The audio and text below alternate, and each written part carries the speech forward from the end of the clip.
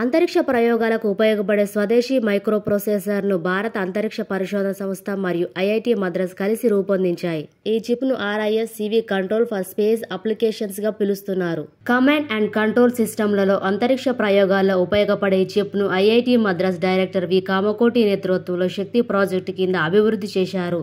ఇక్కడి computer science and engineering అనుబంధమైన Pratap Subrahmanyam centre for digital intelligence and secure hardware ఆర్కిటెక్చర్లో chip రూపకల్పన ప్రక్రియను పూర్తి చేశారు. 64-బిట్ RIS-CV ఆధారిత కంట్రోల్ రూపొందించాలన్న తిరువనంతపురంలోని ఇస్రో ఇనర్షియల్ సిస్టమ్స్ యూనిట్ ప్రతిపాదన మేరకు ఐఐటి మద్రాస్ ఈ చిప్ ను అభివృద్ధి చేసింది. ఇస్రో భవిష్యత్తు మిషన్లలో ఉపయోగించే సెన్సార్లు ఇతర వ్యవస్థలకు సరిపోయేలా ఇది పనిచేయనుంది. 2018లో రీమో, 2020లో మౌషిక్ తర్వాత శక్తి శ్రేణిలో ఐరిస్ మూడో చిప్. దీనిని చండీగఢ్లోని SCL లో ఫ్యాబ్రికేట్ చేసి IITM-లో విజయవంతంగా బూటింగ్ చేశారు. Chip design, fabrication, packaging, mother board design ఇలా ప్రతి ప్రక్రియ భారత్లోనే పూర్తయింది.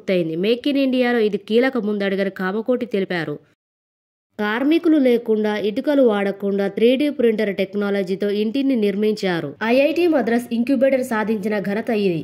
ఇక్కడ డీప్ టెక్ స్టార్టప్ త్వస్తా సంస్థ పూణేలో 3D ప్రింటెడ్ విల్లా నిర్మించింది. గోద్రేజ్ ప్రాపర్టీస్ తో కలిసి దేశంలోనే తొలి విల్లా పూర్తి చేసిన ఘనత సొంతం చేసుకుంది. కాంక్రీట్ 3D ప్రింటర్ ను ఉపయోగించి నిర్మించిన 2200 చదరపు అడుగుల విస్తీర్ణంలోని విల్లాలో ఒక అంతస్తు ఉంది. గత సంవత్సరం జూన్లో ప్రాజెక్టు మొదలైతే అక్టోబర్లోపై నిర్మాణం పూర్తి చేసినట్లు ఐఐటి మద్రాస్ ప్రకటించింది. 2016లోనే త్వస్తా సంస్థ ఐఐటి మద్రాస్ క్యాంపస్లో 3D టెక్నాలజీతో ఇంటిని నిర్మించి రికార్డు సృష్టించింది. ఆ తర్వాత కొన్ని నిర్మాణాలు చేపట్టి ఈ రంగంలో పట్టు సాధించింది. Building materials and technology promotion council గుర్తింపు పొందింది. ఇప్పుడు విల్లాలు ఇల్లు నిర్మిస్తోంది. 3D ప్రింటర్ టెక్నాలజీతో నచ్చినట్లు ఇంటిని నిర్మించుకోవచ్చు. గోడల మందం, కిటికీలు, గదులు ఇలా అన్ని కావలసినట్లు డిజైన్ చేసుకుని కాంక్రీట్ 3D ప్రింటర్ కి అనుసంధానిస్తారు. యంత్రం కాంక్రీట్ మిశ్రమంతో ఇల్లు కట్టేస్తుంది. మెటీరియల్ వృధా, వ్యర్థాల సమస్య ఉండదు. కాంక్రీట్ కు మన్నిక ఎక్కువ. కొన్ని తరాల వరకు నిర్మాణ పటిష్టంగా ఉంటుంది. శ్రమ, సమయం ఆదా అవుతుందని త్వస్తా సహ వ్యవస్థాపకుడు పరివర్తన్ రెడ్డి తెలిపారు. ప్రాచీన ఈజిప్టు రాజులు మృతదేహాలను భద్రపరచడానికి వాడిన ప్రాకృతిక రసాయనాలు దుర్వాసన నిరోధిస్తాయి అన్న దానిపై అంతర్జాతీయ పరిశోధకుల బృందం పరిశోధించింది. సినిమాల్లో వాసన సోకిన వారు ఏవేవో విపత్తుల బారిన పడుతుంటారు. కానీ వాస్తవంలో మమ్మీల నుంచి వెలువడే వాసన తీయగా మసాలా దినుసులను తలపించే విధంగా ఉంటుందని, కొయ్య కాలుతున్నట్టు అనిపిస్తుందని బ్రిటిష్ పరిశోధకురాలు సిసిలియా బెంబెబ్రే చెప్పారు. మృతదేహాలను భద్రపరచడానికి పైన్ జునిపర్ చెట్ల బంకను వాడేవారు. కాబట్టి మమ్మీలు ఒకంత పూల వాసన వస్తాయి. బూజు, బ్యాక్టీరియాల వల్ల చెడిపోకుండా మమ్మీలకు సహజ తైలాలు, మైనం లేపనాలు పూసేవారు. కైరోలోని ఈజిప్ట్ పురావస్తు శాఖలలో 5000 ఏళ్లగా భద్రపరిచిన 9 మమ్మీలను పరిశోధకులు పరిశీలించారు. వాటిని తాకకుండా, వాసన చూడకుండా సాంకేతిక సాధనాలను ఉపయోగించి మమ్మీల నుంచి వెలువడే వాయు అణువుల రసాయన గుణాలను ఆరా తీశారు. ఈ పరిశోధనలో తెలుసుకున్న అంశాలు మృతదేహాలను దీర్ఘకాలం భద్రపరచడానికి తోడ్పడతాయి.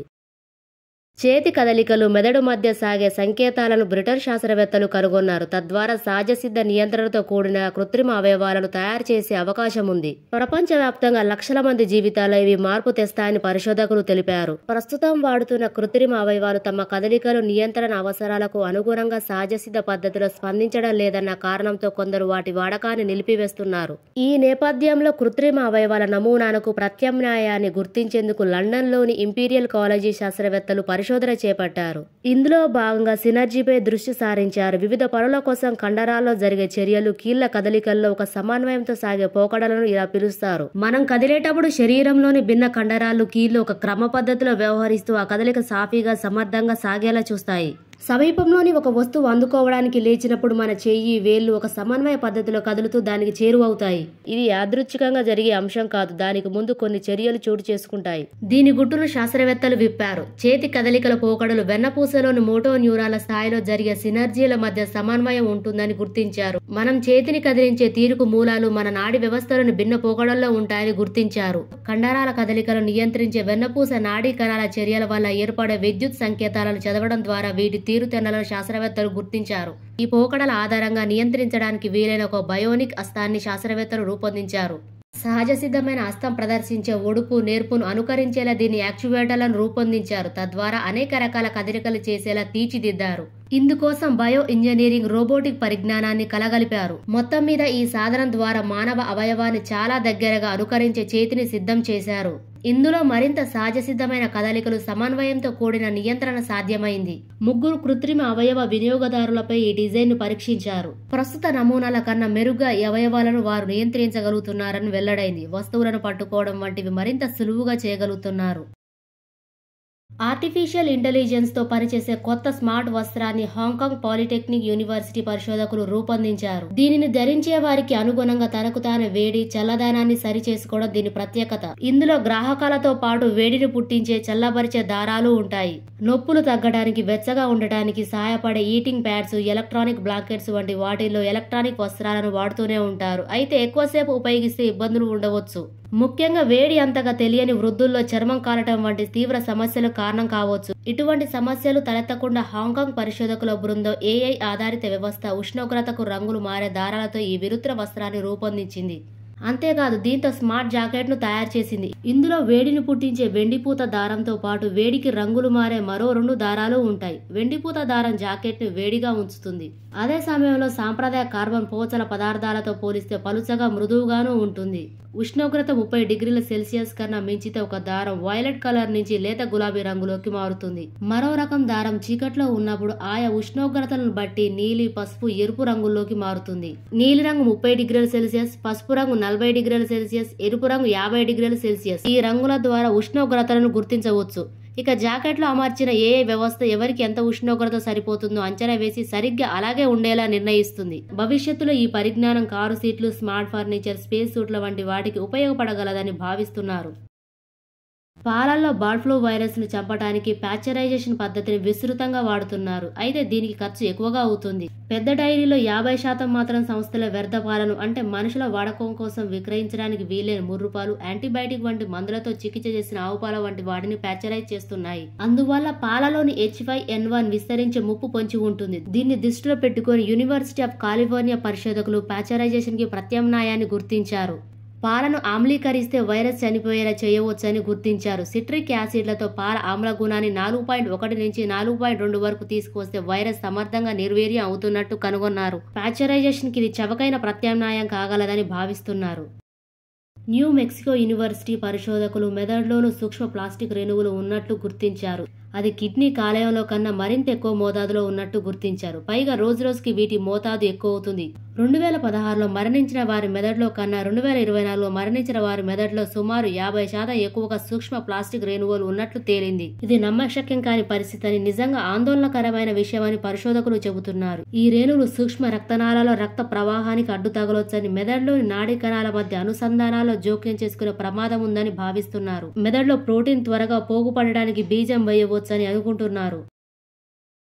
ఆటోమొబైల్ దిగ్గజమైన టయోటా కంపెనీ జపాన్లో కొత్తగా ఒక టెస్ట్ సిటీని నిర్మిస్తుంది. రోబోలు, AI యంత్రాలు, అటానమస్ వాహనాల వంటి అడ్వాన్స్డ్ టెక్నాలజీ టూల్స్ ని పరీక్షించే అవకాశం ఈ టెస్ట్ సిటీలో ఉంటుంది. ఈ టెస్ట్ సిటీ పేరు టయోటా ఓవెన్ సిటీ. దీనికోసం $10 బిలియన్, దాదాపు 87,000 కోట్లను ఖర్చు చేస్తుంది. మౌంట్ ఫ్యూజీ సమీపంలోని ఓవెన్ సిటీ వద్ద దీన్ని సిద్ధం చేస్తోంది. 47,000 చదరపు మీటర్ల విస్తీర్ణంలో మొదటి దశ ఇప్పటికే పూర్తి చేశారు. మొత్తం పూర్తయ్యే నాటికి 2.94 లక్షల చదరపు మీటర్ల టెస్ట్ సిటీ ప్రాంగణం సిద్ధం అవుతుంది. ఇది మొబిలిటీ వాహనాలు, యంత్రాలు పరీక్షించే టెస్ట్ సిటీ మాత్రమే, స్మార్ట్ సిటీ మాత్రం కాదు అని ఆ ప్రాజెక్ట్ ఇన్ఛార్జి అయిన దైసుకే టయోదా వివరించారు. ఆ ప్రదేశంలో గతంలో టయోటా ఆటో ప్లాంట్ ఉంది. ఇక్కడ నిర్మిస్తున్న టెస్ట్ సిటీ పరిశోధకులకు, అంకుర సంస్థల వ్యవస్థాపకులకు ప్రయోగశాల మాదిరిగా ఉపయోగపడుతుందని టయోదా వివరించారు. గతంలో ఇటువంటి నగరాలను నిర్మించడానికి గూగుల్ మాతృ సంస్థ ఆల్ఫాబెట్, మరిన్ని సంస్థలు ప్రయత్నించాయి. కెనడాలోని టొరంటోలో ఫ్యూచర్ సిటీ నిర్మించడానికి ఆల్ఫాబెట్ చేసిన ప్రయత్నాలు ఫలించలేదు. సౌదీలోని నియం, అమెరికాలో శాన్ ఫ్రాన్సిస్కో వద్ద, అబుదాబి విమానాశ్రయం వద్ద ఇటువంటి భవిష్యత్తు నగరాలను నిర్మించాలనుకున్నా అవి కార్యరూపం దాల్చలేదు. ఈ టెస్ట్ సిటీ నిర్మాణాన్ని టయోటా 2021లో ప్రారంభించింది. ఇందులోని భవనాలన్నిటికీ భూగర్భ మార్గాలు ఉండడం దీని ప్రత్యేకత. ఈ దారుల్లో అటానమస్ వాహనాలే వస్తువులను అటు ఇటు చేరవేస్తుంటాయి. ఇక్కడ విద్యుత్ వాహనాలు పెద్దగా కనిపించకపోవడం ఆసక్తికరమైన విషయం. ఈ నగరంలో మొదటగా 100 మంది నివసించేందుకు అనుమతించినా ఇంకా ఎవరూ ఉండటం లేదు. విద్యుత్ వాహనాల విభాగంలో తయారీ సంస్థలు దూసుకుపోతుండగా టయోటా మాత్రం హైడ్రోజన్ వాహనాలపై ప్రయోగాలు చేస్తోంది. అదే సమయంలో రోబోటిక్స్ పై టయోటా దృష్టి పెడుతోంది. మన దేశంలో పునరుత్పత్తి దశలో ఉన్న ఆడవాళ్లలో 50% కంటే ఎక్కువ మంది రక్తహీనతతో బాధపడుతున్నారని జాతీయ కుటుంబ ఆరోగ్య సర్వే చెబుతుంది.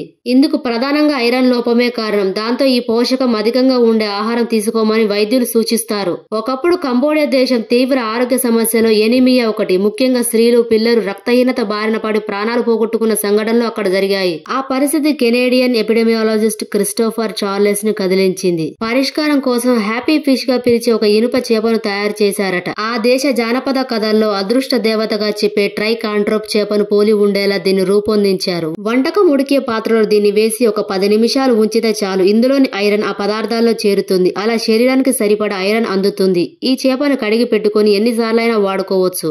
దీన్ని food grade electrolytic iron powder తో తయారు చేస్తారు. దీనికి food and drug administration certification ఇవ్వడంతో పలు దేశాలు ఈ చేపను విక్రయించడానికి అనుమతినిచ్చాయి. అంగారక గ్రహంపై 300 కోట్ల ఏళ్ల నాటి బీచ్ను శాస్త్రవేత్తలు గుర్తించారు. చైనాకు చెందిన జురాంగ్ రోవర్ అందించిన డేటా ఆధారంగా దీన్ని గుర్తించారు. అరుణ గ్రహంపై ఒకప్పుడు నీరు ప్రవహించిందని 1970లలో అమెరికా అంతరిక్ష పరిశోధన సంస్థ నాసాకు చెందిన మెరైనర్ 9 వ్యోమనౌక అందించిన చిత్రాల్లో వెల్లడైంది. అప్పటి నుంచి అరుణ గ్రహంపై నీటి ప్రవాహానికి సంబంధించిన మరిన్ని ఆధారాలను గుర్తించారు. ఆ గ్రహంపై 450 కోట్ల ఏళ్ల కిందట నీరు ఉండేదనడానికి అంగారకుడు నుంచి వచ్చిపడ్డ ఉల్కల్లో ఆధారాలు లభ్యమయ్యాయి. గత కొన్నేళ్లలో అంతరిక్ష శిలలు ఢీకొనడం వల్ల అక్కడ ఏర్పడ్డ బిలాల్లోని ఉపరితలం కింద ఐసు ఉన్నట్లు తేలింది. అయితే అరుణ గ్రహంపై ఈ నీరు ఎప్పుడు ఉండేది, ఎంత పరిమాణంలో ఉండేది, ఎంతకాలం మనుగడ సాగించింది వంటి ప్రశ్నలు కీలకంగా మారాయి. అన్నిటికన్నా ముఖ్యంగా అక్కడ గతంలో మహాసముద్రాలు ఉండేవన్న ప్రశ్న శాస్త్రవేత్తలను ఆలోచింపజేస్తోంది. ఈ నేపథ్యంలో చైనా అంతరిక్ష సంస్థ అంగారకుడిపై పంపిన జురాంగ్ రోవర్ అందించిన డేటా ఆధారంగా చైనా, అమెరికా శాస్త్రవేత్తలు పరిశోధనలు చేపట్టారు. అక్కడ ఉతోపియా ప్లానేషియా అనే ప్రదేశంలో ఉపరితలం కిందున్న శిలలపై ఈ రోవర్ లోతైన పరిశోధన జరిపింది. అక్కడ ఒకప్పుడు మహాసాగరం ఉండేదని, దాని కారణంగా ఏర్పడ్డ తీర ప్రాంత అవక్షేపాలను గుర్తించామని శాస్త్రవేత్తలు తెలిపారు. దీని ఆధారంగా అక్కడ ఒక బీచ్ ఉండేదని తేల్చారు. అంగారక గ్రహం ఎరుపులో ఉండటానికి అక్కడ ఉన్న ధూళిలో ఇనుప ధాతువు ఉన్న ఖనిజం ఉండడం కూడా కారణం కావచ్చని శాస్త్రవేత్తలు భావిస్తున్నారు. ఐరన్ ఉండాలంటే చల్లని నీరు అవసరమని, దీని ప్రకారం చూస్తే ఒకప్పుడు ఆ గ్రహం ఆవాసయోగ్యంగా ఉండేదన్న అంచనాలు బలపడుతున్నాయని కొత్త అధ్యయనం పేర్కొంది. అంగారక గ్రహం ధూళి, అనేక ఖనిజాల మిశ్రమమని, ఇందులో ఐరన్ ఆక్సైడ్లు ఒకటని, అందులో ఒకటైన ఫెర్రీ హైడ్రేట్ కారణంగానే ఈ గ్రహం ఎర్రగా ఉందని అధ్యయనం తెలిపింది. దీని నేచర్ కమ్యూనికేషన్ జర్నల్ ప్రచురించింది. మా విశ్లేషణ ప్రకారం ధూళి అంతటా ఫెర్రీ హైడ్రేట్ ఉంది, అక్కడ ఉన్న రాతి నిర్మాణాల్లో కూడా ఉంది అని బ్రౌన్ యూనివర్సిటీ చెందిన పరిశోధకుడు వాలంటీనస్ తెలిపారు. డెంగీ, మలేరియా వంటి వ్యాధులు రావడానికి కారణమైన ఆడదోమలను అంతం చేసేందుకు ఆస్ట్రేలియాలోని మెక్వారే వర్సిటీకి చెందిన పరిశోధకులు కొత్త ప్రయోగం చేశారు. ఆడదోమలను కట్టడి చేసేందుకు మగదోమల వీర్యంలో విషపూరిత ప్రోటీన్లు ఉత్పత్తి చేసే ప్రక్రియపై దృష్టి పెట్టారు. ఈ మేరకు జన్యు మార్పిడి చేసిన మగదోమలను సృష్టించే పరిశోధన చేశారు. మగదోమతో కలిసిన వెంటనే ఆడదోమ చనిపోయేలా మేము ప్రయత్నిస్తున్నామని పరిశోధనలో పాల్గొన్న శామ్ బీచ్ తెలిపారు. దీనివల్ల మనుషులు, ఇతర జాతులకు ఎటువంటి హాని లేదని నిర్ధారించుకున్న తర్వాత ఈ ప్రయోగం పూర్తి స్థాయిలో అమలు దిశగా ముందుకు వెళతామని చెప్పారు. ఈ పరిశోధనను నేచర్ కమ్యూనికేషన్ జర్నల్ ప్రచురించింది.